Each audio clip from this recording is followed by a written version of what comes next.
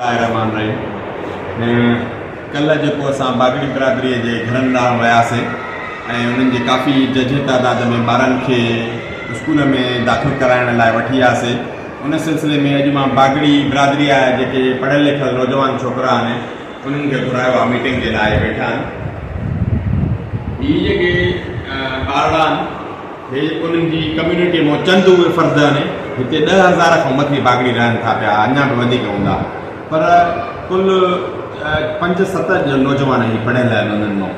मां हिननि खे इहा तजवीज़ ॾिनी आहे त तव्हां अॻिते अचो, तव्हां असां सां कुलो कुले में मिलायो, तव्हां मां कोई हिकु ॿ माण्हू असांखे खपनि जेके सुबुह जे टाइम ते पहिरियों त हिननि ॿारनि जे दाख़िला कागज़, उन्हनि जो बे फार्म, उन जो रिहाइशी सर्टिफिकेट, उन जो पैदाइशी सर्टिफिकेट जेके बि असां पाण भरींदासीं, बंदोबस्तु पाण कंदासीं, पंहिंजे तरफ़ां उहे करे ॾींदासीं।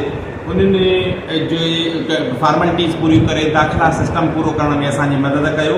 उन खां पोइ सुबुह जे टाइम ते जेसि ताईं ॿार रवां थियनि तेसि ताईं रोज़ानो जी बुनियाद ते उहे ॿारनि खे पासो उन में स्कूल में पासो हिननि खे छॾे अचिणो पवंदो। उमेद इहा आहे त 10-15 ॾींहंनि में ॿार स्कूल जी आदत पइजी वेंदी, पोइ उहे ॿार वञणु शुरू करे ॾींदा।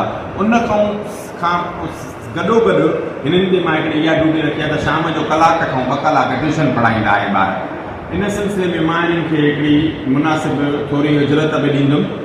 जेकॾहिं हिननि कमु कराए ॾेखारियो त मां हिननि जी उहा उजरत वधाईंदुमि, पर उन उजरत जी हिननि खां चेकिंग बि थींदी उन कम जी। हे जेकॾहिं राज़ी हूंदा त पहिरियों हे, छो त बागड़ियुनि जा वारिस मिट हे आहिनि, जेकॾहिं हे न कंदा त पोइ मां मुस्लमान ॿार दोस्त नौजवान आहिनि उहे चवनि था पिया, मां पोइ उन्हनि नौजवाननि खे हिते फिक्स कंदुमि।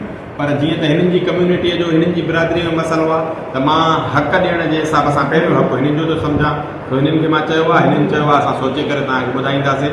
उमेद आहे त इनशा ताला जेको मां हिकिड़ो निज़ाम जोड़ण जी कोशिशि थो कयां त बागड़ियुनि जा ॿार जेके एॾी वॾी तादाद में स्कूल खां ॿाहिरि आहिनि, नथा पढ़नि, उन्हनि खे पढ़ाइण जे लाइ असांखे जोगा बंदोबस्त करे सघूं। वॾियूं महिरबानियूं। अल्लाह आमीन आसरा।